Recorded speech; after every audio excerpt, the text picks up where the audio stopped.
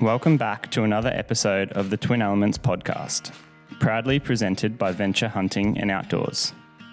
If you're like us and passionate about hunting, spearfishing, and many other outdoor-related pursuits, with an eagerness to fast-track your learning, then this podcast is perfect for you.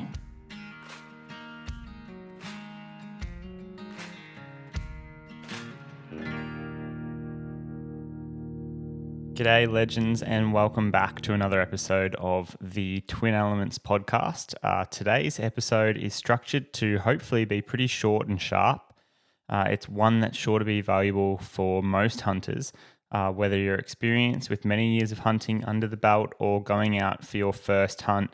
Buck fever is hopefully a term that we're all familiar with, hopefully not for the wrong reasons. But in this week's podcast, I'm going to tackle the topic by myself and give some tips into trying to combat this phenomenon, which pretty much too often occurs and can quickly lead to a hunt ending in heartbreak, unfortunately.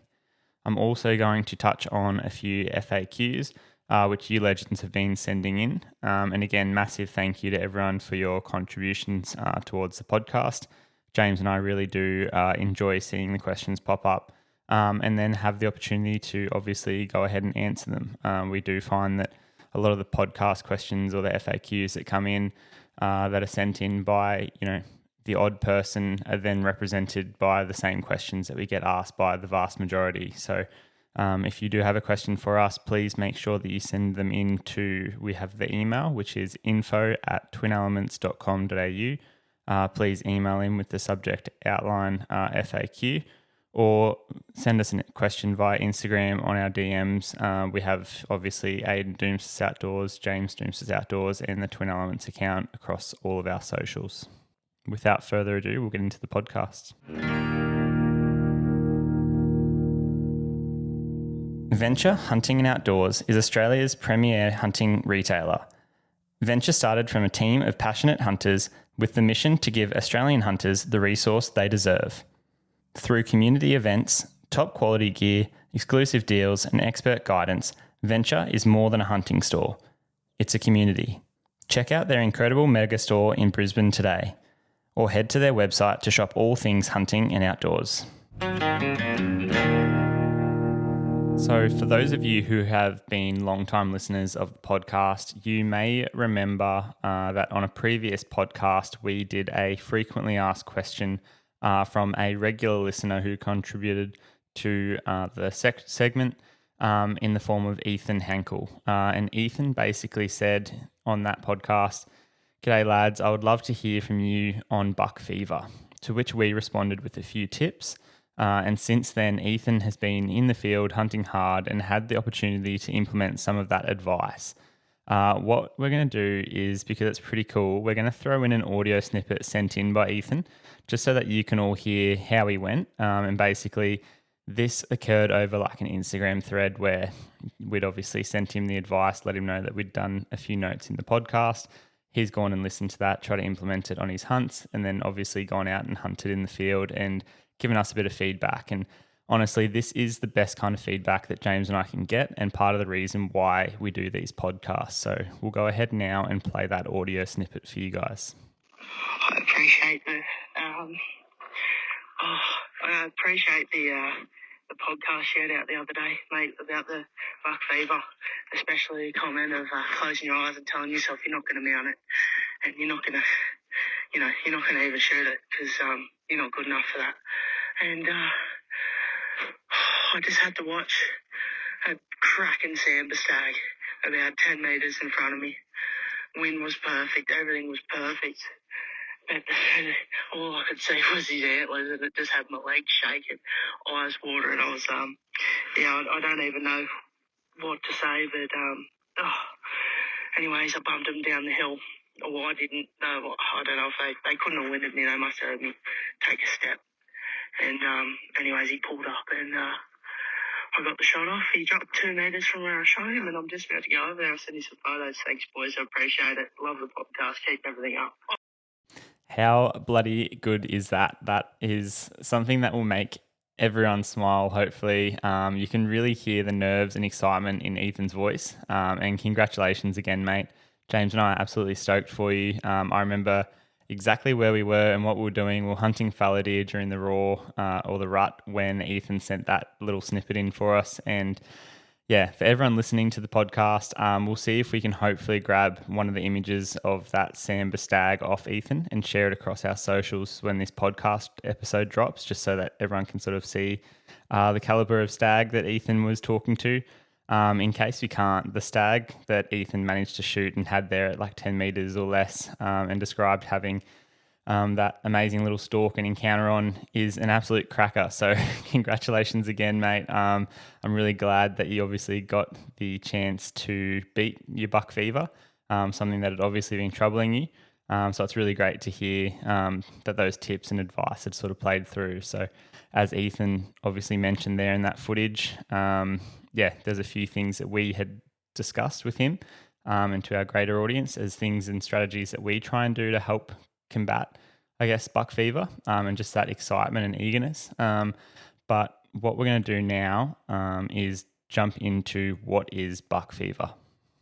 So buck fever is essentially a term used by hunters to describe the intense nervousness and, I guess, excitement that sort of encapsulates us at certain moments of the hunt.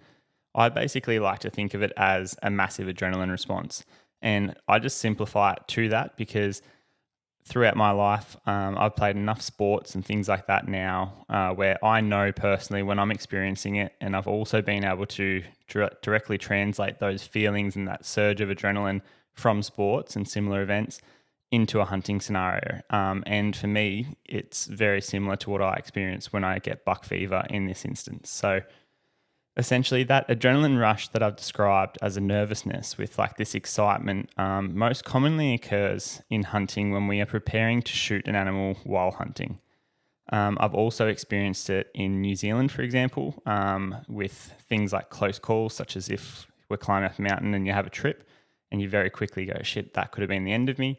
That adrenaline response that happens shortly afterwards is something that, it's sort of uncontrollable to a degree, as you'll find out here in a second. But for us hunters, it occurs most intensely, especially when it's a large or mature male deer or buck, hence the term buck fever. I've been there plenty of times and experienced it on a range of species. And for me, buck fever can present as a range of physical and mental symptoms such as. So quite quickly, what I first notice is a rapid heartbeat. I'll often start getting a bit short of breath or maybe a little bit of difficulty breathing. I'll notice that, my heart rate and breathing is exaggerated. I might start getting a bit of shaking hands or even that trembling leg where your leg sort of starts tapping along as if you're dancing to a bit of a rhythm, and it feels like at any instant it can just go from out from under you. And then I start getting things like tunnel vision that I notice. I might get, if it gets to that point, trouble aiming or steadying the shot. And then it's all underpinned as well by just, in general, poor decision making, sometimes rushing too much or even sometimes hesitation when I had a good opportunity and I don't make the most of it because, I'm trying to control all these other things and symptoms that I've discussed. So all of which that I've previously just mentioned there, they all have the tendency to basically combine into this rush of overwhelming issues, as you can expect. And they basically make the task of efficiently taking that animal, or the male deer in this instance, all that more difficult. It just gets a whole lot harder. For me personally, there's a high correlation between the size of the trophy. I hate to say it, but because I do consider myself a trophy hunter, but not necessarily just for the antlers in that instance. But generally, the more mature, the bigger, the more impressive that animal, the higher incidence of buck fever for myself. And it's one of those things that I think it's just because as a hunter, when you go out and you see a deer or a doe, generally most does are pretty similar. You see the same, they've got the same habits, the same, coat color, the same size, the same, all these factors that describe a doe. It's very hard if you had 100 does line up to go, oh yeah, that's the one that I was talking about. Whereas if you've got 100 bucks lined up and there's one that's just a behemoth, so much bigger than the others, it's so noticeable and it's obvious. And they're those animals where the caliber of the animal, I think, speaks for itself. And that's where most commonly I think we associate this buck fever. So basically, there's a whole lot of other factors that also come into getting buck fever.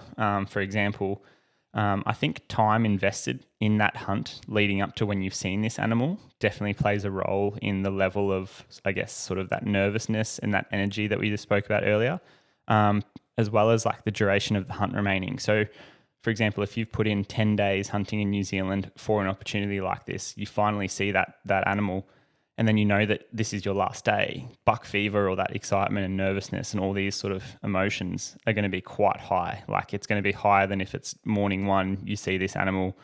And that also brings me into, I guess, the frequency of the animals that you're seeing or the quality of the animals you're seeing. For example, if you're seeing a really mature, nice buck or stag or whatever it may, bull or whatever it may be, once a day or twice a day, on day 3, you're going to have less of a nervous energy than what you had on day 1 before you've experienced this. So I think it also goes without saying, as the stakes sort of increase and we add to these pressure conditions, any paid or guided hunts are also going to probably have elevated levels of expectations and then thus buck fever as well.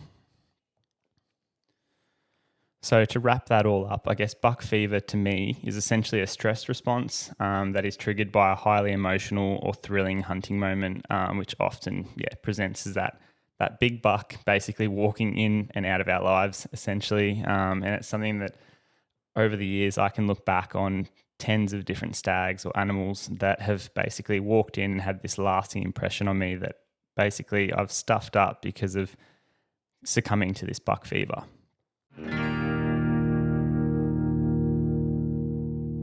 We have recently teamed up with Day 6. They design and build specialised equipment for hunters. Their arrows and outsert combos are hunt ready straight out of the box. Head to their website to check them out today.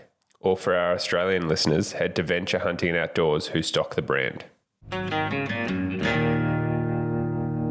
So that brings us to the next section of the podcast where I just want to outline essentially what happens to the body based off these signs that I discussed earlier that are associated with buck fever. So when someone experiences buck fever and has this heightened adrenaline response, as I said earlier, the body undergoes a classic fight or flight response, really. It's the same as if, you're walking down an alleyway and someone confronts you in those sporting situations that are high stakes, you get it as well. If you do a trip or a fall, your body then prepares you for, hey, you nearly died. This is really important. I'm going to focus our resources to these, particular parts of the bodies. And the first step in this fight or flight response is physically seeing the target animal, then triggers the brain into the perception of a high stakes moment. So in all of those examples I've just given, realizing that there is a high stakes moment sets off this cascade of things that are then going to prepare the body and give us these physical attributes that, can be described by buck fever. So this generation of a perceived high stakes moment occurs without conscious thought. Basically, we see the deer and then the body just goes, holy crap, that's a big deer. Like a lot of that happens instantaneously. There are a number of factors, once again, which influence this. So our brain obviously sees the buck, and then goes, okay, this is intense, it's exciting. And then there's often this added in sort of mix of pressure to succeed, pressure to get this animal. This pressure to succeed is often influenced by those factors that I said earlier. So, the duration of time invested into the hunt, the time left in the hunt, the quality of the animal, the quality of the animals that you've been seeing. Even things that we'd probably take for granted is the perceived expectations of our friends, family, work colleagues. It could be the farmer or the property owner. It could be anyone that you have discussed this ambition of going out and shooting an animal on your hunting trip with, thinking subconsciously that this property, I've been out there 25 times to this property and the property owner says he sees really nice deer all the time and I still haven't been able to get one on the deck. I've got to make it happen. Or the wife or partner might be putting pressure on you. You're going hunting again this weekend. Didn't you go out last week? When are you going to get one? Do you know what I mean? All these things give you this high stakes moment. And again, without being able to sort of consciously think about it, there are things that contribute to this buck fever. As I said, there's also a high correlation, in my opinion, with the hunter's experience levels contributing to buck fever. So, for example, as I've just said, to try and I guess, wrap up a lot of what I've just mentioned, a seasoned hunter may realize that this buck that they've just seen or the target animal is indeed mature. They may also realize that, yeah, I have hunted hard for a number of days, all for an opportunity on an animal like this. But hopefully they'll also understand that, yeah, it would be nice to shoot this animal so I can show, the property owner that I'm a good hunter. I can go back home and put meat on the table for my partner and wife and spouse and whatnot. And I can go back to work this week and share with everyone how the successful hunt went. But hopefully through, prior experience, a bit of knowledge and whatnot, maturity, I guess they can also then, ground themselves and come back to the point of, but I've also been in this situation, and I also know that probably far more often than not, it doesn't go to plan, and that animal gets to walk away and live its life and be mature. And I guess that's why we often hunt, is to experience both sides of the equation.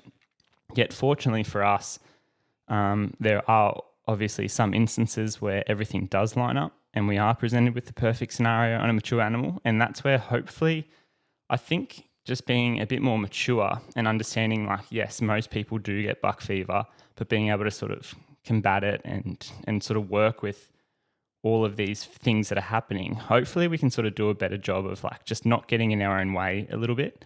Something that, a new hunter might be more inclined to do is rush the stalk and bugger it up. Whereas hopefully someone that's experienced like this buck fever will be able to just cognitively go, holy crap, like I'm really struggling here. I'm just going to take a deep breath and let this buck walk on in towards me and just relax for a second. I will get him or I won't get him, and tomorrow's going to be another day. Whereas I think with new hunters and especially inexperienced hunters, we let the moment get to us quite a bit. So that brings us into the second thing that occurs. And basically, once we've visualized that target animal, activation of the sympathetic nervous system occurs. So we've all heard, as I said earlier, of the body's fight or flight response, and this is no different. Basically, the sympathetic nervous system is an automatic, basically meaning that we have no control over this process. It's, that we've got so many hormones and different systems within our body, like we don't consciously think, I need to make my heart beat. That's just all part of the sympathetic nervous system, where there are different, barometers and different levels and gauges and things within our body that keep us in check and act on nerves and blood vessels and all these different things and organ systems and whatnot to make sure that we basically stay alive and survive and thrive and all that type of stuff. And that's essentially the sympathetic nervous system. It's automatically happening within our body. And whether we like it or not, this, visualization of a mature buck does certain things to us. So, and again, whether you've experienced it 100 times, you're still going to get this activation. It might just be that it's slightly toned down because you kind of have the experience of going, okay, yeah, this is a fight or flight moment, but it's not a fight or flight moment where, the impacts are as severe as what someone who's experiencing it for the first time might experience. So that then leads to the third step, which is when the adrenal glands basically release adrenaline into the bloodstream. And again, that's really when things start to go a bit pear-shaped for us as hunters. And these hormones essentially prepare the body for quick action, and they actually cause physical change in the body. So these physical changes most commonly occur and include, as I said earlier, like an increase in the heart rate. And all of these things are essentially, you've got to think of it back to the fight or flight response, where this acts to pump more oxygenated blood into the muscles. And that goes very closely with our breathing obviously speeds up and we get shorter breath and have difficulty breathing because once again, our body is trying to take in more oxygen and prepare us for whatever's coming. Our blood vessels constrict in the body's extremities, such as the hands and feet. So, and this all makes sense because, again, the body's trying to preserve blood for the vital organs and the larger muscles, such as our legs, in case we need to run away, or for our lungs and organs and things like that, in case we need to go to war and fight and put blood and oxygen to all of our muscles to power the body. Again, our muscles tense up and become ready to react. We experience tunnel vision and auditory exclusion, which basically means that we are focusing solely on that threat. we're trying to analyze, in the instance of it, is it a dark alleyway? Is it a male, female? Have they got a knife? Is there help? Can I jump that storage bin container and get over that fence? Is there one exit, two exits? All of these things are happening super quickly. And in our instance, in a hunting scenario, it's simply we've seen that target buck, and often we'll just focus solely on its antlers or its horns or whatever like attribute it is that makes us nervous. And then lastly, our finer motor control decreases. And this is often as we prepare to either trade blows and sort of be able to throw punches and fight our way out of a situation, or simply run away with larger strides, put blood to our muscles such as our legs so that we can turn around and run. And again, it doesn't exactly translate very well to a hunting scenario where you have to move slowly, be able to clip your release aid on your bow or squeeze that trigger gently. All of our finer motor control seems to just go out the window, and that's why a lot of people seem to have issues with, holding their bow, their sight over the animal and where they want to hit, or squeezing off the release, or anything, as I said, clipping the release to the bow. So a lot of these, physical changes that occur, hopefully we're starting to see and paint the picture as to why it's happening, and sort of, I guess, just be able to start recognizing that it does happen for a very specific reason. And it's not just the physical changes which occur.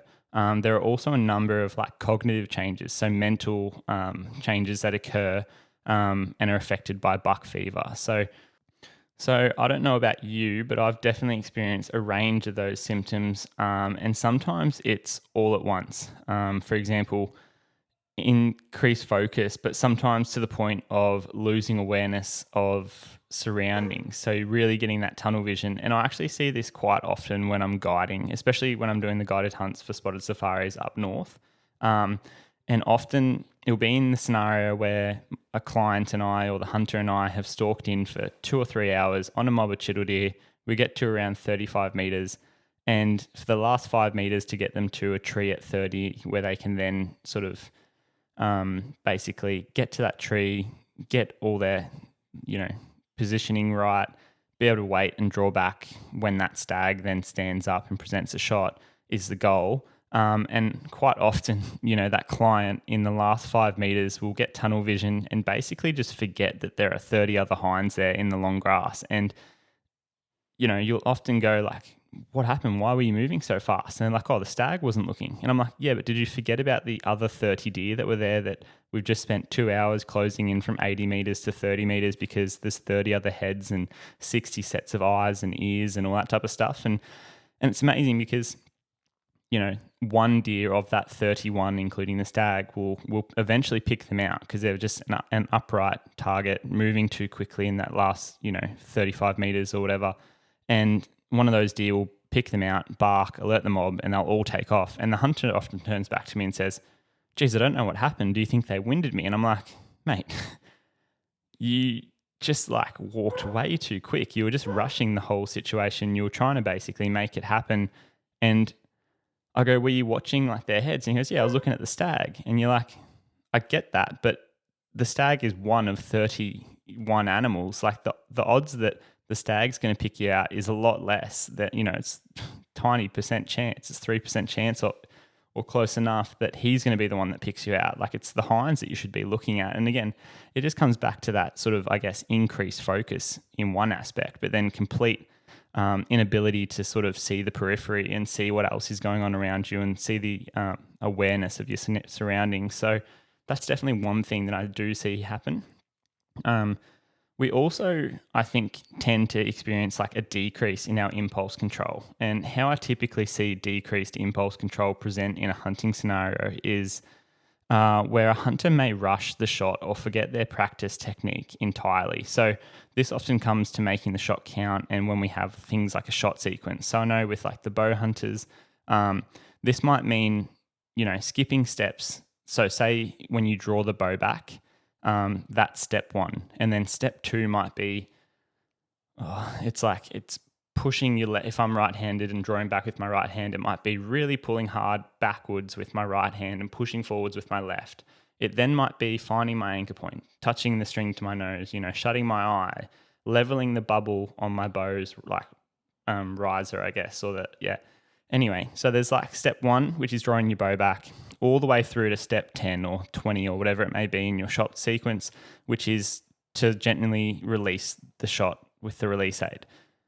But sometimes the hunters just, I guess, with this, again, decreased like impulse control, is they draw back the bow and their brain is just saying, shoot, shoot, shoot, shoot, shoot, shoot, shoot. Like as soon as you get that pin anywhere near, it has to be on that animal, just shoot. Like it's better that he doesn't smell you, doesn't wind you, doesn't whatever. It's just better if that arrow is on its way. And again, this is just such a cognitive thing where mentally the brain is just stressing. It's under a massive stress of fight or flight. And being able to say, hold on, wait, we've been in this scenario before. I've drawn back. I'm at step 1. I'm going to execute my shot sequence and go, step 2 to 9, and then eventually get to step 10 and gently squeeze off the release when the pin has been floating over that dot that you want to hit on that animal, or that little bit of mud on its cape or whatever it may be, is super, super important. And again, I've just seen so many times, I've experienced it so many times myself, that we rush this process. And again, I think that comes back to, impulse control and just the brain sort of trying to rush everything. I've also seen another one, which I want to call just short-term memory lapses, where this one's quite funny. And it's just like almost like a recognition of what actually happened. And I think it's because it's such a stress response where, I don't know, I'm not a fighter, but it's funny when something super stressful happens and you'll hear 3 or 4 people's, recount of that same scenario, and everyone's different. I've had it happen with diving where, a shark's trying to take a fish off someone and you're diving down trying to, punch this shark in the face, get it off your fish or whatever. And everyone gets back to the boat, and when we're all talking about it, we're all safe. We're all, reliving that, exciting but often a bit, nerve-wracking experience. Everyone's got a slightly different, what about this shark and this? And I remember hearing it with the Meat Eater crew, did a podcast on this bear attack, and everyone had different versions of the exact same scenario. And it's so true, where many hunters report back to me as not remembering what happened with the shot. And I just pinpoint the shot specifically in this instance. And again, this is just something that I've seen very commonly in the guided hunts that I do for spotted safaris up north on the Chittledeer in North Queensland. And again, fortunately, on all of my guided hunts, I try and film these hunts just as it gives the hunters, a memory, but it also gives me intel as to where the animal was hit, if it was hit in fact, all these types of things, where it last ran to, if it runs away, just so that we can obviously maximize finding that animal, as they are paid trophy hunts and they're obviously high stakes situations. And it's just good for me to have more information and then obviously be able to share that experience with the hunter and give them the memories that they've come up there to achieve. So again, I do film these hunts, and it's pretty interesting how, I've had a hunter shoot a stag directly in front of me, shoot it with a rifle at 50 meters, and it was 100% facing to the left. If you're looking at it on a clock face, it was facing out to 9 o'clock with its tail looking back towards 3, I guess. And then the hunter says, oh yeah, but wasn't he I shot that stag that was facing out to the right? And you're like, wait, what? Are we talking about the same deer? And he's like, yeah, the stag that I shot was facing out to the right, and it dipped its head before I shot it. And you're like, what? And then you watch the footage back and they're talking about the exact same deer. He's shot the deer that you're filming, but it's facing the complete opposite way to what they've just said. And it's fine because they've shot it, and often they've gone down within sight, a really humane, ethical shot. But it's just, I think the flurry of emotions that infiltrate the brain at any one given time really give us this skewed perception of what actually transpired. And that's why it's pretty cool to then have things recorded and filmed so you can actually break it down and objectively say, okay, this is what happened. Step 1, yep, the bullet hit. Step 2, he buckled up, looks like a heart shot. Step 3, he's taken a few steps, hit that tree. Step 4, he's run off through those bushes. Oh, he's actually gone down. Whereas it's easy to just be like, oh yeah, he was facing that way and I'm pretty sure he ran that direction. And that's all you can sort of remember. Even sometimes people, perceive the shot angle as being completely different to what had actually occurred. So hopefully by listing off and describing, a few of those physical and cognitive changes which occur during buck fever, hopefully you have begun to see how they translate to the symptoms like we often describe with buck fever. And here they are again. I'll just mention them again of things that I've experienced, and hopefully some of you guys can either message in and add to this list or just, simply say, yeah, I have experienced similar. And for me, buck fever translates to, shaking hands or trembling legs. And again, that's often because if you think back to the physical changes that occur when our body surges and puts all that adrenaline into the bloodstream, they're taking blood, which is needed in the extremities, into the main organs. So that's why our hands start shaking. Our muscles start twitching and preparing for action, which means our legs start trembling and shaking. Our heartbeat is often rapid and we experience like breathing difficulty.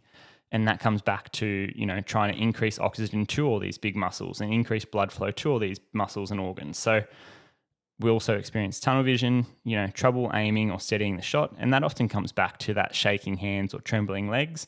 And then there's often that poor decision-making with sometimes hesitation or rushing. It just can vary, but that often links back more to those cognitive functions that we've just discussed. To summarize all of the above changes, buck fever is essentially a surge of adrenaline and stress hormones, which are triggered by excitement and anticipation. So again, hopefully by understanding this and recognizing what it does to our bodies and our minds, I guess, which is an important part that a lot of people don't sort of always put together, I like to use that understanding to my advantage and basically work towards then trying to manage buck fever through a series of steps. Bringing target precision to hunting camp, Option Archery makes specialist gear. Their quiverizer is one of our favourite bits of kit. This stabilizer combined arrow quiver is extremely unique, cutting weight with its clever 2-in-1 design. The Option sights are versatile in this regard also, offering both a single or multi-pin sight housing within the same sight. Shop their products today. So fortunately, there are ways indeed to manage buck fever. And unfortunately, I guess, managing buck fever is far easier to sort of theorize once you have actually been in this situation far too many times. And I don't really care to admit how many blown stalks I've had and how many great scenarios I've had present that I haven't actually been able to convert to a successful outcome, I guess, simply due to myself rushing the final moments and quite simply making rookie mistakes. And that's a lot of the time what it comes down to now for me is that I look back and I go, geez, that was just a rookie mistake. And again, I wouldn't know that if I hadn't have been in this situation far too many times. So it really is just putting yourself out there more, experiencing it more and learning to deal with these symptoms that come from buck fever. And essentially what I've sort of done over the years to combat this is pretty much just slow many of my stalks down and really become much, much more methodical in the way I approach a stalk and the way I try to execute getting that animal down on the ground. I also like to try and think of, okay, like recognize the moment for what it is. I do try and go, yep, holy shit, that is a really big buck. Or that is, I had this experience with a chital stag early in the year, which you would have heard the podcast on, where from over a kilometre, I saw this chital stag and I'd seen literally tens of chital stags that morning. He was in a mob of like 30 or so individuals in a bachelor mob of chital stags. He was by far the biggest chital I've seen this year. One of the biggest I've ever seen in my life, and I've hunted chital deer a lot in the last 15 years. And again, everything was leading towards having this massive case of buck fever. And fortunately, I just realized the situation for what it was and said, yeah, holy shit, he is massive. So what am I going to do to make sure that he hits the deck? Not, or how good is it going to be when he hits the deck? And just having this mindset change made it really easy for me to kind of dismiss the buck fever a little bit. And again, I think that just comes through experience. So again, hunting is hard enough. So what I try and do is I try and think ahead. So if I can reduce any steps that I would normally have to do later in a stalk by doing them earlier, I definitely will. So this includes things like, picking the best tree line for a stalk. So instead of just looking at that stag's antlers and going, holy shit, here's a big stag, like I'm just going to walk straight at him because it's going to get me there closer to him straight away. I try and remove myself from the situation a little bit and go, okay, if I had one chance at shooting this animal, where would I approach from? Cool. Okay. That's next step done. So I've picked the best tree line for that stalk. I then go, okay, there's that really big stag, but I remove myself from it's not a one-on-one situation most of the time. Most of the time there's either domestic stock such as cattle, sheep, whatever it may be in the vicinity. There's often kangaroos or wallabies. There's often other deer or pigs or goats or whatever you're hunting in the vicinity as well. So remove yourself from that immediate lustfulness of wanting to get that animal on the deck and just detect all the animals in the vicinity. And that will often then also dictate, your best tree line for the stalk. Do you have to circumnavigate and come in from a totally different angle to have a really good tree line that's further away from, where all the other eyes and ears are? If that's the case, then do it. I also like to range everything from a distance. Once I get to a certain point in the stalk, I'll put an arrow on the string. I'll put the bow up in front of my face. A lot of the time with these bow hunts, because I'm trying to get into sub 30 meters of the animals, I'll take my boots off at a certain point. Then it comes to things like, when I'm if it's 30 meters and I'm waiting for the animal to stand up from a better position, or I'm at 45 meters and I know that at any point in the next 15 meters, if he's walking towards me, I'm going to be able to potentially shoot him if he presents the right shot or angle or whatever. I'm going to have the release aid clipped on the string with tension on the string, again, bow in front of my face. So although a lot of these steps seem minor in the grand scheme of things, it allows me to sort of focus solely on the animal that I'm targeting, the direction that it's moving, any perceived threats to my stalk. And when I say perceived threats, I'm considering all of the things that I can do to stuff it up, but also the wind or even places to put my feet quietly as I approach. I'm trying to think about absolutely everything. And by diverting, I guess, my thoughts to all of these things, I've stopped thinking about, holy shit, look at that buck's antlers, or look at that, buffalo bull's horns, or look at that red stag's antlers, or whatever it may be. I generally find that by doing these things and getting ready earlier, it allows me to get within my ideal range and not have to be rushed into trying to frantically, range the deer at that point and then trying to draw back and get the bow up and put the release on the string and then rush the shot. Instead, by doing all of these things earlier and being systematic about it, having a bit of a process and being super methodical, I get to range the animal earlier. I get to know, okay, if I get to that tree in 20 more meters, I'll be at 25 meters from where that deer is, or if he moves to there, I'll be at 30 meters or whatever. I'm thinking about all these things. And by focusing on the finer details, like drawing at the perfect moment, rather than just drawing because the deer's within range, it actually creates time for you later on. I'd rather draw because I'm in a good position to draw back the bow and have that deer walk 5, 10, 15, 20 meters and just slowly watch him with my pin settled as he walks into a shot to shoot him, then just draw back, and because I'm drawn back, be like, oh, I've got to shoot. So again, a lot of this comes back to experience and just being comfortable being in that, I guess, crunch time of the situation, which is obviously a high stakes scenario as we've outlined earlier, but it really does help the situation. So here's a few examples of how over time my mentality has adapted and changed. And again, I like to think of each experience or each hunting stalk, I guess, as an opportunity to learn. And if you can picture, I guess, a software update on our phones or computers, laptops, whatever you may have, is essentially how I treat every stalk. And again, the more you do, the better you're going to get, and take every opportunity. And when I've bow hunted for years and years and years now across many different species, so you could say that my system software update is at version, I don't know, thousands in the thousands. But that's honestly how I, look at each stalk, is that it's an opportunity for me to learn and take away and update my system. And I find that it really does help in terms of buck fever and adjusting to each scenario. So I'll try and give a few quick examples on learning and adapting sort of on the fly. And basically with a lot of it, it just comes down to being patient and learning what's going to keep you in the game for longer. And some of these stories that I'm about to tell, you've probably actually heard on the previous, Red Deer podcast. We did Red Deer Camp Part 1, Part 2, as well as a Red Deer Raw report in the last few weeks that we've dropped on the podcast here. So again, in Part 1 of the Red Deer hunt, where we were hunting in southeast Queensland, I hadn't hunted red deer personally for nearly 10 years. So you could say my likelihood of getting buck fever when a red stag's running into me is quite high. And I'm not going to lie, every time, it didn't matter if it was a 2x2 young head running into our, hind calls, I was pretty nervous. My heart rate was audibly quite loud. I was a little bit out of breath. My legs were a bit shaky, trembling. Things that, when I had this 31, 32-inch Chittle stag a few weeks earlier, bedded in front of me at 20 meters and I had to execute the shot, there was no similarities. For that, I was completely cool, calm, collected, knew what I had to do to get the job done because, again, I'd been in that situation tens of times over the last year or two, had shot plenty of good Chittle deer stags. My body, the fight or flight response in my body wasn't as strong as when this nearly insignificant to me red stag was running into 10 meters.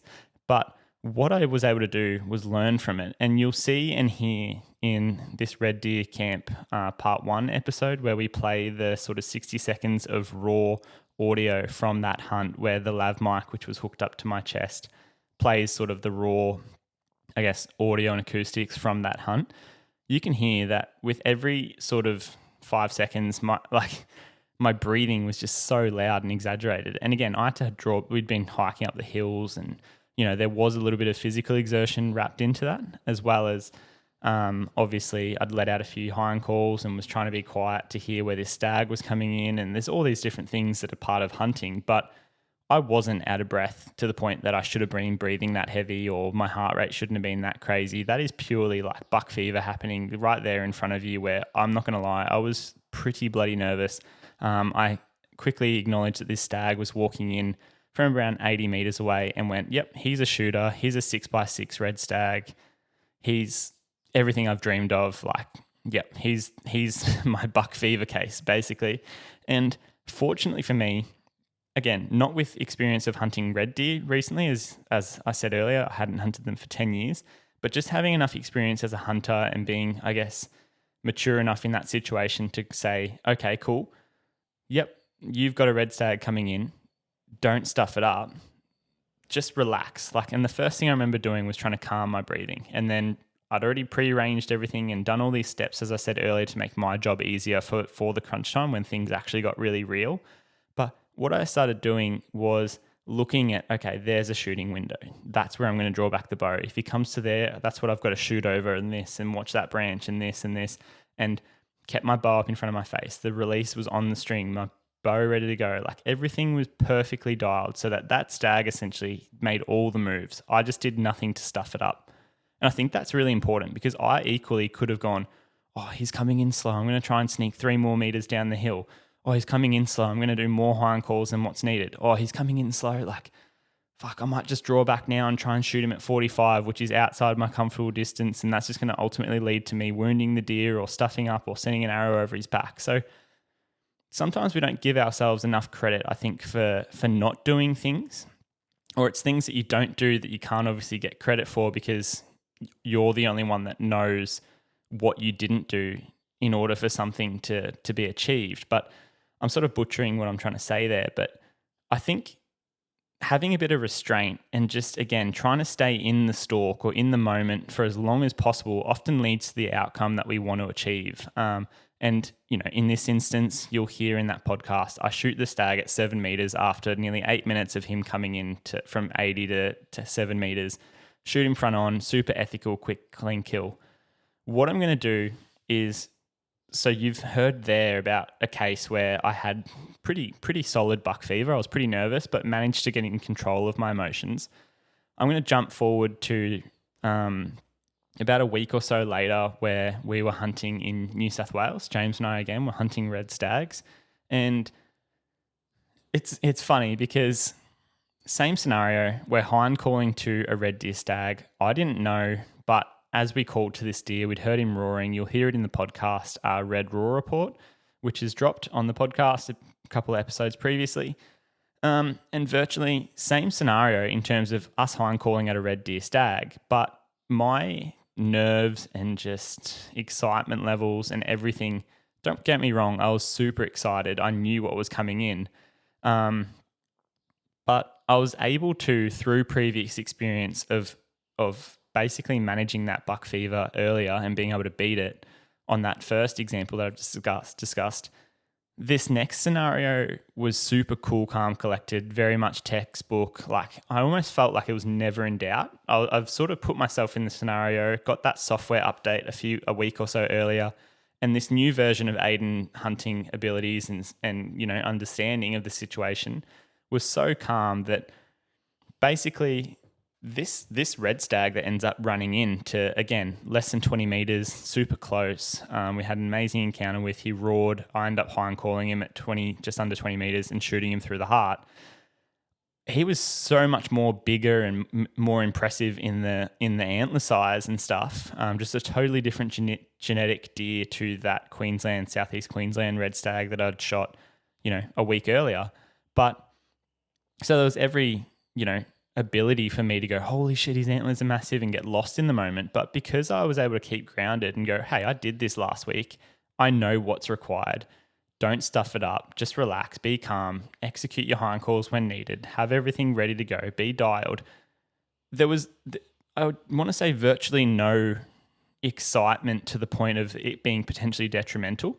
And again, just reminding myself to be calm, have the perfect setup, focus on the shot execution. I removed all those nerves that you can easily associate with buck fever and got the desired outcome. So there's just a few examples on how you can sort of do what we're explaining here to hopefully beat buck fever and use it for you. Like I remember just getting tunnel vision on that red stag, but in a good way. Like I remember picking out the hair on his elbow, on his shoulder that I wanted to shoot.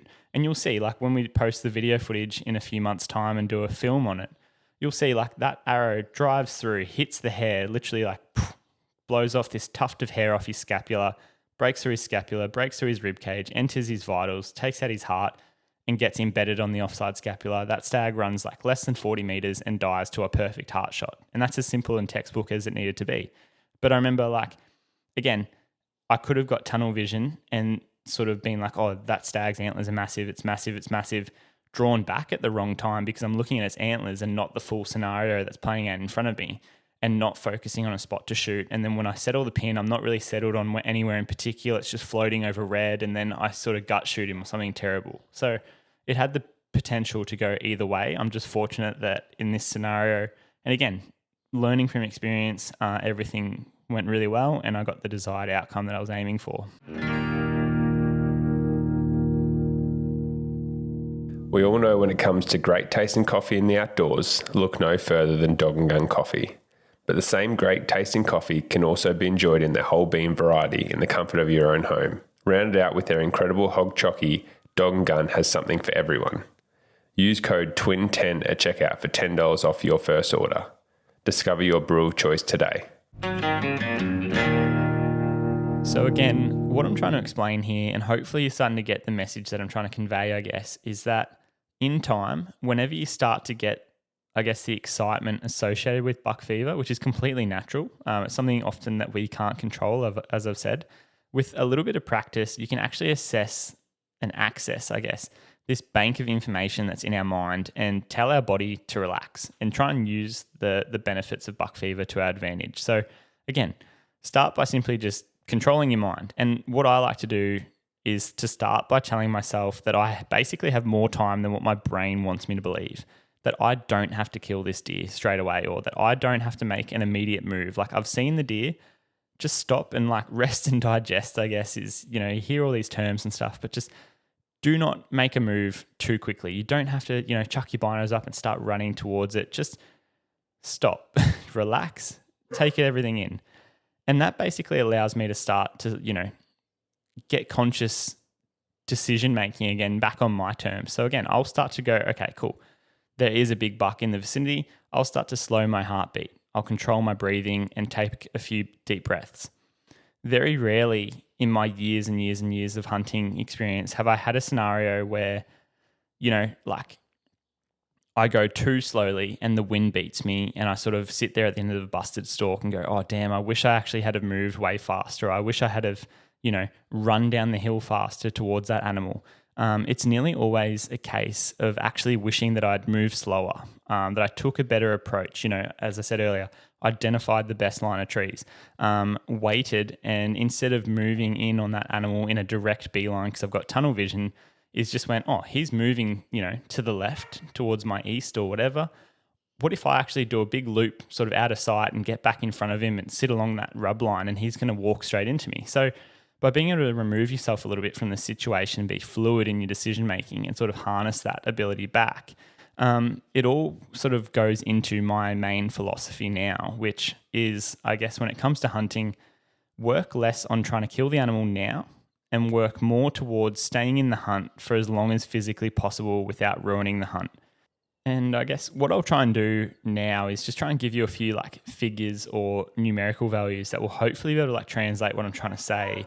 And that, to simplify, what I'm trying to say is, say you see the animal that you want to shoot, the buck that you want to shoot, and it's a 50-50 scenario of 50% might be able to shoot him right now, 50% might be able to, wind him, or it's not going to go to plan. I'll just simply wait. They're not good enough odds for me to commit to a stalk. So I'll wait, and hopefully it gets to a 70 or 30. Even if it takes another 3 hours of me sitting off at 300 meters, waiting for the wind to get better from afar, I'll wait. And for me, that just comes down to when you see, the buck of your dreams, or this animal that is eliciting this fight or flight response, giving you this buck fever, I understand that there's this nervousness and excitement that presents as an impulse to get in there and just get it done straight away. But sometimes I think what we do is we see this animal and go, holy crap, that's massive. I need to shoot it straight away. But what you might inadvertently be doing is actually rushing into a 20-80 scenario. So again, 20%, yeah, I'm going to get this done. 80%, all the other factors line up where the buck's going to see you, wind you, smell you, you're going to scare something else. And all that 20-80 that I'm trying to say is actually in the buck's favor. So by simply trying to enter into the stalk or the stalking scenario, I guess 2 minutes later, just say that all you did different from going straight in was actually just calm your breathing down and walk in on that same scenario. You didn't change the plan that you wanted to do. You're still going in there, pretty much guns blazing, trying to shoot this deer. But by simply just going holy shit, that is a big buck. Let me just relax, and lowering your breathing, lowering your heart rate, and simply calming yourself down. Imagine if that just simply brought your odds up from 20 to 80 to 50-50. Now you're at a coin flip of getting that stalk done. And then imagine if you actually wait a few seconds further and you haven't moved in, you're just trying to control your breathing. And instead of watching that buck bed down with 50 hinds, maybe he splits off and goes and beds down 100 meters away near a little rub tree that he's gone and rubbed. And there's actually a nice game trail that intercepts that point. And now the stalk feels like, a 90-10 scenario, 90% likely that you're going to get done because the wind's actually a little bit better. So hopefully with that, and again, it's hard because, even if a stalk feels 100 to 1 in our favor, everything is perfect, everything is dialed up, he's dead, we're going to shoot him. I guarantee you there are so many unseen factors that you haven't even been able to compute or account for.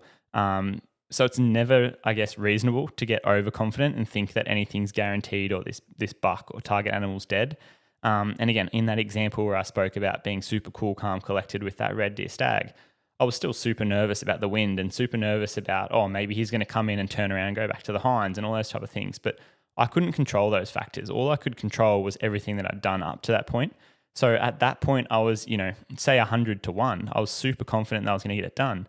But if he had have winded me or done anything or turned around and followed a hind away, or a wallaby that I hadn't seen, had busted it. Or again, there are times that you draw back, you go through your shot sequence, everything feels perfect, and there's a branch that you haven't, I guess, seen or accounted for, and that arrow deflects. There's nearly always something that you haven't accounted for as hunters and bow hunters specifically, that really can humble you quite quickly. So again, I guess by being able to understand, just trying to my takeaway would be stay in the stalk for as long as you physically can and try and get the odds of success up as high as you can. But then also remember that nothing's guaranteed. So stay humble, keep working at it, keep alert, keep diligent. If you're sitting there finding, time, and this will bring us into, things and habits to avoid, but don't let the intrusive thoughts win. It sounds silly, but stop thinking about how big or mature the animal is. Don't ever try and be like, oh shit, yep, he's massive. He's going to be my biggest buck. Try not to look at the antlers or horns of the animal. Instead, focus on, its path towards you, or picking a spot on its hide to shoot as it walks in. Don't be counting its points. Try not to think about the novel things such as, which taxidermist do I go to again? I wonder if Gary up the road in bloody, Toowoomba is going to be able to take him, or if he's got a 6 or 12 month wait. Don't think about things like sharing the images of this successful hunt with your family and friends. There's so many things that have got to go right beforehand to get this animal on the ground, that by you distracting yourself and thinking about those things rather than thinking about, your shot sequence and how to get everything, 100 to 1 odds, it just detracts and it allows buck fever to creep in. And again, that's where I think a lot of people, have issues. And all of these thoughts don't really help the situation. If you feel like you're having, you're leaving the present situation and becoming distracted by these what ifs in the future and all these type of things, James actually gave me a few tips that he wanted to add into the podcast, and I think it really fits in here. And I can kind of hear his voice in the back of my head, and he actually discussed this with Ethan on the previous podcast. But James's biggest advice for controlling his emotions in these quite dramatic situations, and again, it does sound quite dramatic what he's about to say, but I think it does really work. And certainly in his case, he gets super realistic in the sense of he just says to himself, all right, James, there's no way that you're going to be able to shoot this animal. And he basically tells himself negative thoughts, which doesn't work for me because I don't, again, have time or the scope to think about that type of stuff. I just try and think about what's directly happening. But James will go to a part in his brain where he just says, all right, mate, how many times have you tried this and stuffed this up? Why is it going to be any different on this stag? Do you know what I mean? So he tries to almost it's a negative way of thinking, I'm not good enough to get this done, so make sure I put everything into trying to get it done. It's hard to even explain, but I guess in James's scenario there, it helps to sort of ground him and allows him to focus more on what needs to be done to prove himself wrong or to make up that margin of error. He almost thinks that he's going into every stalk in a 20 to 80 scenario. So he's trying to make up ground, which I think is super helpful because again, I don't say that I do this, but I can understand why it would work because as I've sort of discussed in the last few minutes, a lot of people start thinking about what would happen if and fantasizing the success of a hunt and taking him to the taxidermist and showing my mates the photos and he's going to be my biggest and what if. And I think what James brings to this equation and stuff is he gets people out of that fantasy. And by thinking negatively that it's not going to work and reminding himself that he has been in this situation, and more times than not, as it often goes with hunting, it has a negative outcome for us. Not negative in the sense of it's a bad experience. It's just that, when you do stuff up a stalk on an animal, especially if it's a dream stag or buck or bull or whatever, it is often heartbreaking. You put so many days of effort in or so many miles of effort or glass for days and hours and whatever it may be to have things go wrong, it sticks with you. And again, that's why I think James's way of thinking about it and saying, why is this case any different? Why am I going to succeed now? Has a great drawing back ability to make him focus on what needs to be done. And I think by focusing on exactly what needs to be done, it helps us to achieve the goal. I have personally been using Hoyt bows for over 20 years now, building the most innovative and technological advanced gear. Their carbon bows are the lightest, leanest, and ultra compact on the market. Quite frankly, I treat mine like hell, throwing it around, banging it on rocks and scrub. Time and time again, it has performed when I've needed it the most. Get serious, get Hoyt. So the last thing that I wanted to touch on, which kind of will wrap everything up nicely, is actually shot sequence. So this relates directly to being able to execute in the crunch time. So if everything goes to plan and you have that dream animal coming into within range, whether it's bow or rifle, and then presenting the ideal shot angle, a shot sequence realistically comes down to being comfortable with your weapon of choice and then having tons of practice behind your belt. And practicing so much to the point that it makes your routine flawless, essentially, so that it becomes automatic. Almost as we discussed the sympathetic nervous system earlier, you want your shot sequence to become that dialed that as soon as you get to the point of like putting tension on the string to draw your bow back or slinging your rifle to your shoulder or whatever it may be, it's automatic. So James was good enough to actually send in his shot sequence and basically go through a few of the steps that he likes to do. So he essentially, his first step will be to have the spot picked out, visualized on the animal. From there, he likes to draw back the bow. He has literally said that he wiggles his jaw. So I don't know what that means. I think that's him nestling the string or the release into his jaw. That finds his anchor, essentially. From there, he brings the string to his nose and gets a point of contact there as well. He then closes his right eye. And by doing those steps, he's said that he almost always will then have the sight and the pin appearing pretty much very close to the target or point that he wants to shoot on that animal. From there, it's a slight adjustment, left, right, up, down, or whatever, where he then lets the pin float on that animal's vitals, that little point, again, remembering aim small, miss small, and all these principles. And then from there, he pulls through the hinge. So to be honest, that's a very simple shot sequence, in my opinion. Again, very similar, not too different to mine. But the biggest thing is that works for James. And so whatever you have to do to make sure it's repeatable and reliable in crunch time to execute your shot is necessary. And whatever you do that makes it work more times than not is going to be something that I encourage you to do. So it sounds silly, yet shooting plenty of animals prior to a hunt to build up your confidence and also get your routine sorted is, in my opinion, the best practice. So I've said hundreds of times to new hunters and archers that the best practice for hunting is simply hunting. People often go, how do you stay fit for hunting? By hunting. How do you, prepare for these big hunts? By hunting. It sounds like a stupid answer to a very detailed and difficult question to answer, but the best thing for real game time scenario is game time, situations and playing it out. So becoming proficient with your gear, but then having, to step out your comfort zone and sort of implement. So I often, with new archers will say, go through, your 10-meter shots, 20-meter shots, 30-meter shots, 40-meter shots, 50-meter shots, 60-meter shots. Make sure all your groupings are great. Practice from drawing from your knees, this, that, blah, blah, blah, under fatigue. Shooting one arrow and saying, if I miss this bullseye, I'm not proficient enough.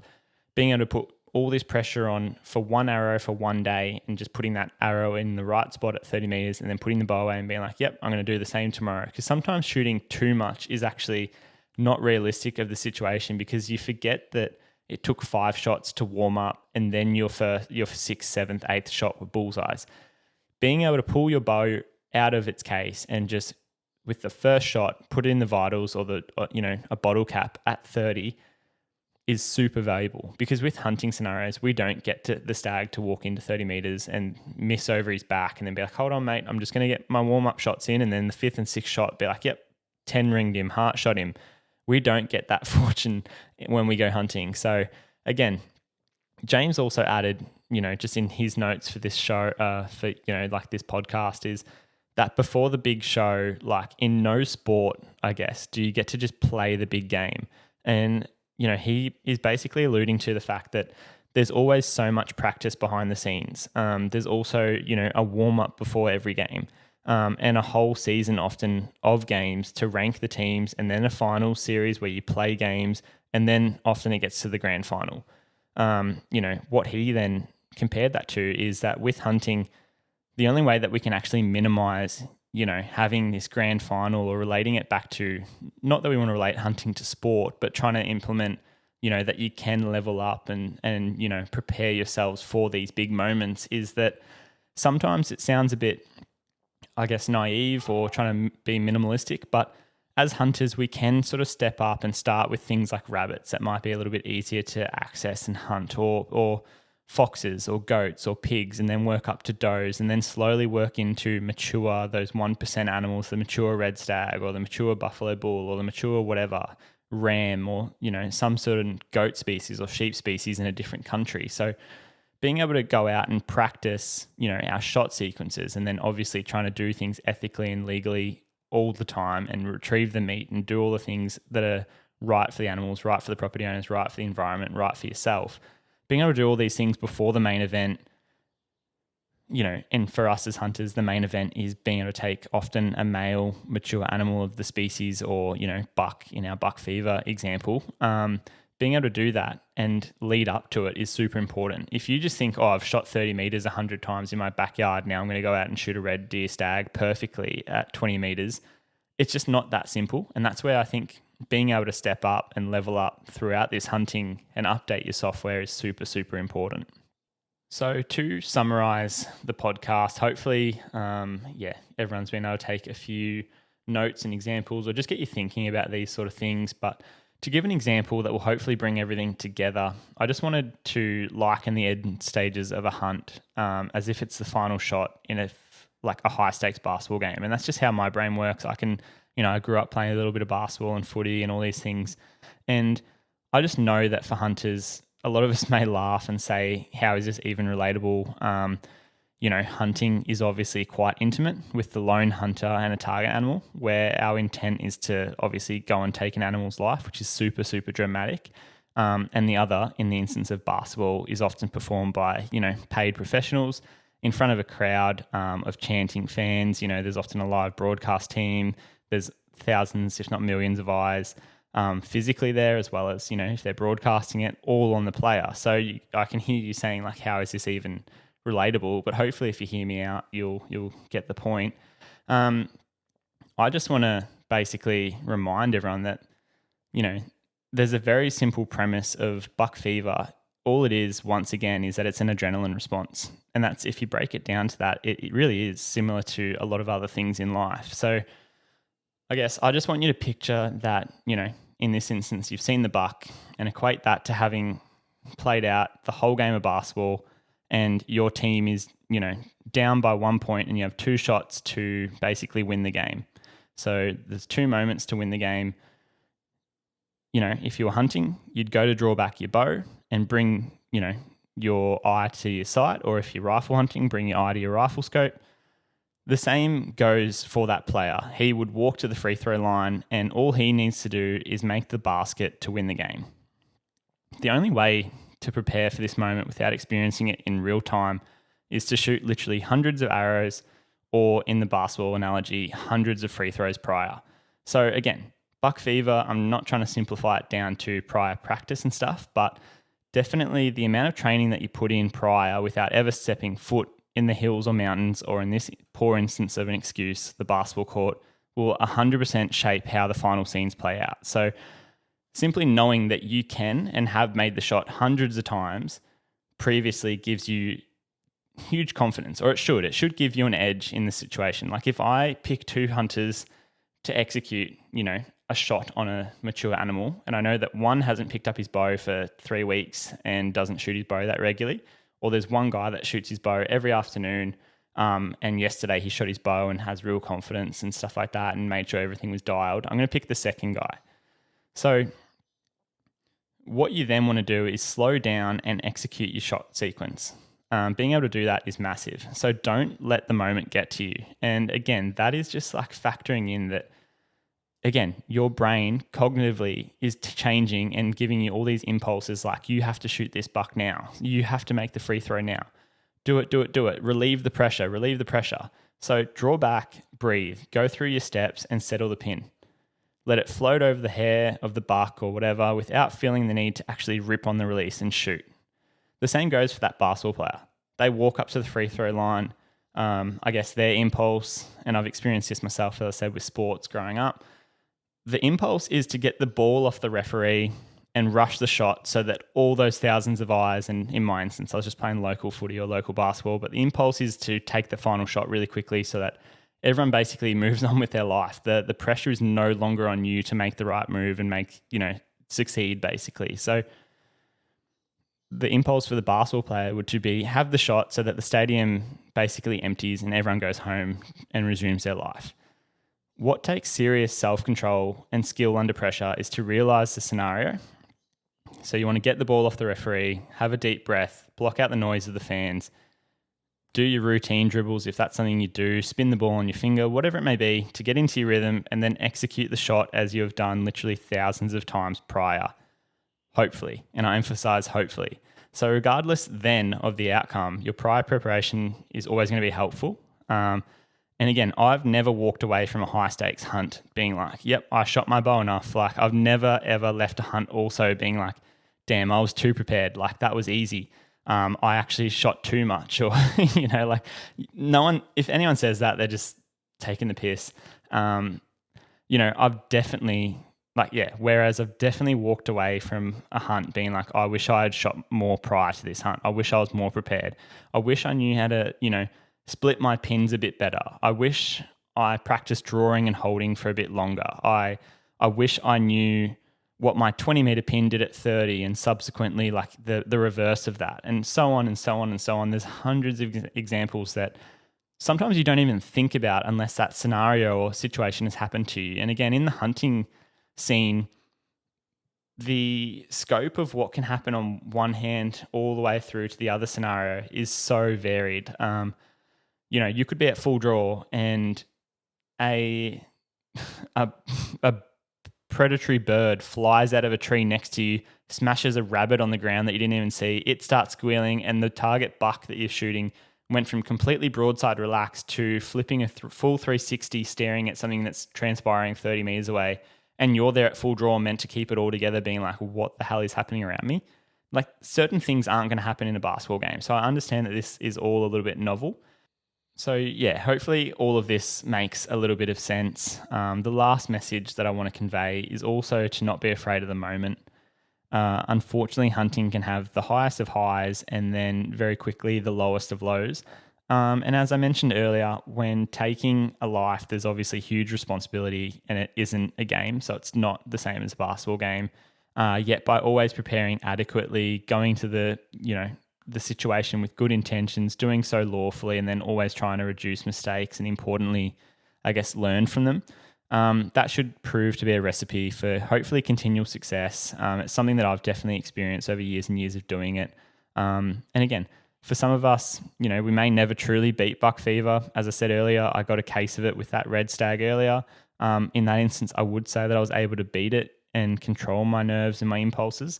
But although hopefully through this podcast, you now can sort of understand a bit more like what it is, I guess, what's occurring physically with that adrenaline surge as well as mentally during that time. And hopefully, you've heard a few techniques to sort of hopefully combat it and just at least manage it or become aware of it and what buck fever is. If you have ever thought of overseas travel and hunting in the United States, then listen up. Whether it be an annual trip or a once-in-a-lifetime adventure, Hunting Full and the consultancy team will cater for your needs. I've been utilising their service for a couple of years now and could not be happier with it. The whole team, from the admin staff to their hunt advisors, has been a pleasure to work with. Hunting Full not only helped me draw one of the best tags in Montana, but we sat down and had multiple meetings to construct a hunt strategy to ensure I had the best hunt possible. If you're interested in using Hunting Full's license application services to draw more tags across the Western United States, email applications@huntingfull.com. That is APPLICATION@HUNTINFOOL.com and mention Twin Elements to get 25% off your first year of service. The Hunting Full team will take care of the rest.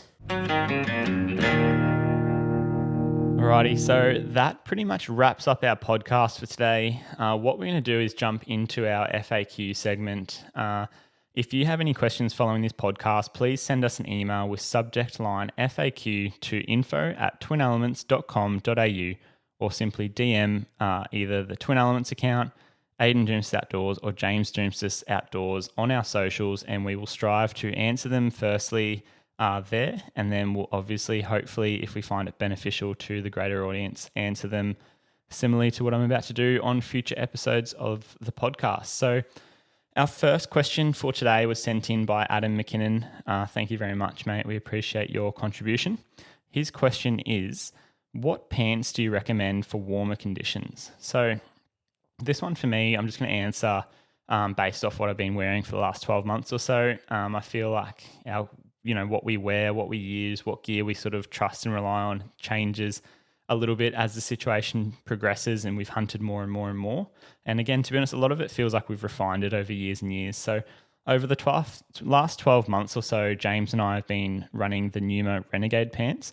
They're super lightweight, breathable, and what I'm currently really enjoying as of late is that they're relatively grass seed resistant. So up north here in Queensland at the moment, there's plenty of black spear grass getting around, and the vegetation's quite high and drying off in a lot of parts that I'm chasing the chital deer at the moment.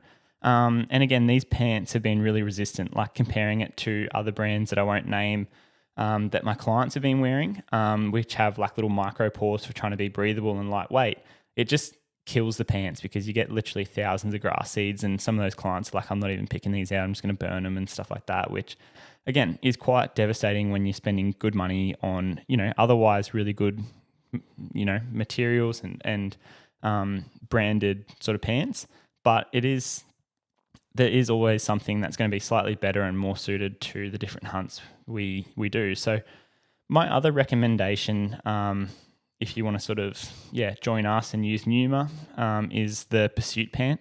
I can say that I honestly wore that pant pretty much for the whole rut. And James and I pretty much hunted for a month, being around 30 days out in the bush. And this is probably going to be my all-in-one pant. I have worn it on a few of these warmer hunts up in North Queensland. And again, the Renegade pants are definitely a little bit lighter. But what I will say is that the Pursuit pants have been great for those cooler sort of mornings and cooler afternoons. They do work fine in the warmer weather. But I think for an all-round Australian hunting pant, the Pursuit pant by Numa Outdoors would probably be my go-to. Again, I've used it pretty heavily over the last month. It'll be interesting to see how it goes in the really, really frigid, cooler weather as winter comes in, especially if I do more hunts with James in New South Wales. But for everything that I've used it for so far, I can't go past the Pursuit pant or the Numa Renegade pants as well. So it'd be unfair of me to not mention a few other brands. So some other warmer weather pants to check out that I have run in the past with great success would be Tusk or Tussix, depending on how you pronounce it, is a great Australian-based brand. We worked very closely with them for years and years and have nothing but good things to say about them. I used to use the Stone XT pant. From memory, it's around $250 per set of pants. And they're super lightweight, great breathability. Tusk or Tussix, however you want to pronounce it, have a great camouflage pattern as well that we really like. So that would be another one to check out. And then James and I also use the Kuiu, I think it's pronounced Tiburon pant for a while, and they're another lightweight option. Again, I think they're a little bit more expensive, probably around that 260, 275 AUD price range. But again, another great option for pants. So just to summarize that question, I'd say the Numa Renegade pants are great for lightweight stuff if you're doing solely lightweight. But if you want an all-round pant here for Australia, I'm really loving the Pursuit pant by Numa. And of course, all Numa gear is stocked here in Australia by Venture Hunting and Outdoors. Feel free to obviously go in store to either one of their stores. They've got the Brisbane Mega Store or their Hamilton store in Victoria. Otherwise, you can always shop today via their website. The next question has been sent in by Jason Steger. Hopefully I'm pronouncing that right for you, Jason. Apologies if not. And he says, "G'day, I've been given access to a new block. It contains a few rooster deer. I'm not familiar with them, and what I have researched says that the rut starts in May with peak in August. I'm not sure if Google is having a lend. Seems a long period." So from what we have experienced, I'm probably talking on behalf of James and I here, that timeline actually seems fairly accurate. Like most deer species, I guess, across Australia, it will depend varying on specific locations, like within Australia, if it's southern, northern, east, west, blah, blah, blah. From the herds that I've hunted personally in central Queensland and even some more north Queensland, the peak rut that, I've typically experienced has mostly been in that first week of July. That's probably when the most rutting activity occurs. In a lot of places, rooster stags will actually still be bachelor mobbed up in May. Especially some will actually still have, their velvet now in May. So it's one of those things. Stripping will often then begin and the rut will start to pick up through June. They'll start to come back in closer to the hinds. But as I said earlier, I think the peak rut in most places would be in that first week or two of July. There's no reason why, for me, this might not extend into early August, especially if there are still a number of hinds in estrus or slight environmental changes and things like that that can often have secondary effects on rutting deer tendencies. But yeah, I would just say that it's now May as this podcast is being recorded. So it's definitely going to be a good time for you to get out there, mate, and try and pattern the rooster stags, especially while they're still in their bachelor mobs. If you can find these mobs and try and get eyes on some of the deer that are potentially going to be like the shooters that you want to identify, or if you're just more so going for meat, just trying to obviously find, where they are. They're probably more patternable now, early in the pre-rut period, but hunting rooster stags when they're wallowed up, have all these tufts of grass on their head during July is one of the better also hunting spectacles that you'll get here in Australia. So good luck. Hopefully you can find them once they go and join the girls. And I would say that the peak rut is probably that first week or two of July when they go back and join up with the girls. So, alrighty. Once again, thank you all very much for your contributions towards the FAQ segment of the show. James and I really appreciate everyone sending those in. What I'm going to conclude the show with is that we have a few big things in store for you guys and girls as we get deeper into 2025. So as of this moment, we're going to be rewarding you guys, our valued listeners, with a unique discount code for all of the prints on the Twin Elements website. So use code the Twin Elements Podcast, that is one word, for 10% off any print orders on the Twin Elements website. So hopefully by now you would have heard there's over 40 prints to choose from, and there's honestly something in there for everyone. We're getting a heap of orders coming through, which is absolutely amazing. We really do appreciate it. There's variation from, stingrays, mountain scenes, elk, bugling, cattle yards, whatever. So there's birds, different things in there. So just things that we've seen along our travels basically, and our hunts and adventures. And the biggest thing that we want you to take away is that these prints are perfectly suited for display at either the home, office, or anywhere really. So if you could go and use that discount code, make sure you're looking after yourselves. Again, I'll repeat it. Use code the Twin Elements Podcast for 10% off any print orders from here on out. We do really appreciate that. And that's going to be limited to podcast listeners only. We are going to be heading down to the Venture Hunting and Outdoors Brisbane store in July to do a slightly different variation of what was our earlier 2025 Rut Ready movie night and question and answer. So again, around 150 supporters came down and were part of that earlier in the year in, I think it was Feb, looking back. So it's been a few months since then. This year's gone pretty quickly. But yeah, as part of this, we'll obviously be hosting another Twin Elements movie night in July, where we will be delivering our NT adventures as a full-length bow hunting movie. For those that can't attend on the night and are going to miss out on that full-length movie and the Q&A, don't stress too much. James and I will obviously make sure that the movie is aired on our YouTube channel as well. What we will do is probably break that down into a 6-part series and drop an episode every Wednesday evening from 6 p.m. Australian Eastern Standard Time on the Twin Elements YouTube channel. Please make sure that you're subscribed to keep up to date with all future Twin Element films over there. And again, we really appreciate everyone entering our 20k YouTube subscriber giveaway. That was absolutely awesome to do and give away. So another Venture Hunting and Outdoors announcement incoming to celebrate the 1-year opening anniversary of Venture Hunting and outdoors, James and I will once again be headed down to their mega store in Brisbane on the 9th and 10th of August. So if you went to the grand opening nearly a year ago, you would have seen just how epic the day was. The team is striving to make it even bigger and better this year, and basically just to keep delivering you guys and girls, with an atmosphere and a space to grow what is hopefully going to be a massive venture hunting and outdoors community. James and I obviously hope to see you there, so please mark that one down in the calendar. As I said, the 1 year grand opening anniversary is going to be on the 9th and 10th of August 2025.